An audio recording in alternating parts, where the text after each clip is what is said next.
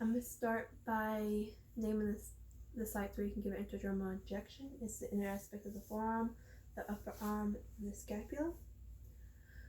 You would start by checking the prescriber's orders for see if it was complete and see if it was accurate. You would check the patient's name, the drug name, the route, the dosage, and the time.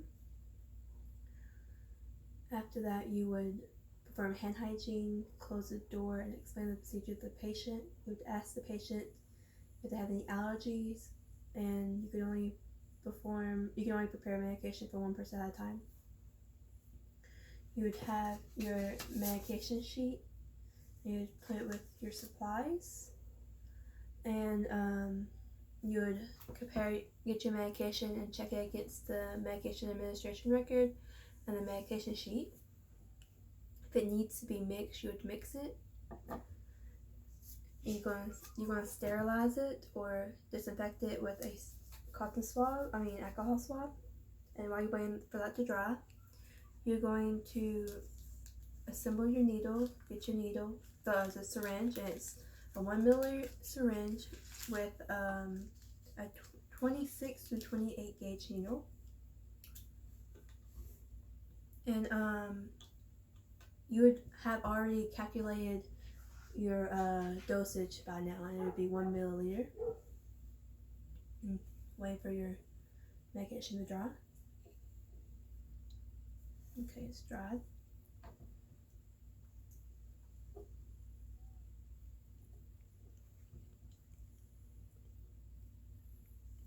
I'm going to invert it and draw up 1 milliliter.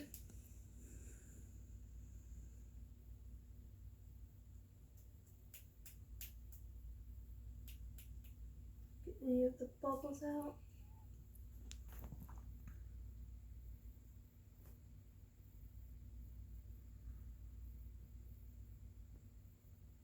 Okay, it's 1 milliliter.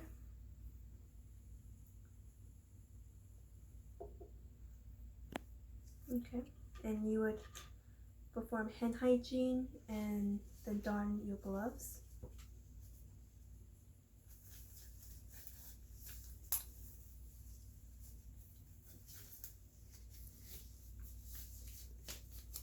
This is going to be my patient's interaction with the forearm. I'm going to take an alcohol swab and clean the area, starting circular motion, starting in circle and working my way out. I'm waiting for it to dry. I'm going to be inserting my syringe bevel up at a 10 to 15 degree angle, 1/8 of an inch into my patient's dermis and being this cloth. I'll hold it.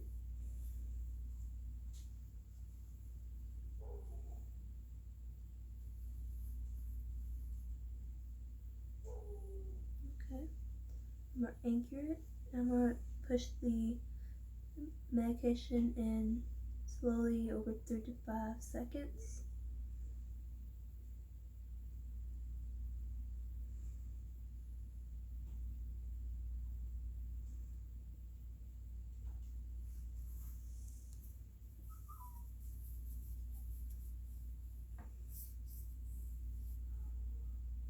Okay, I'm going to remove it at the same angle I inserted it at.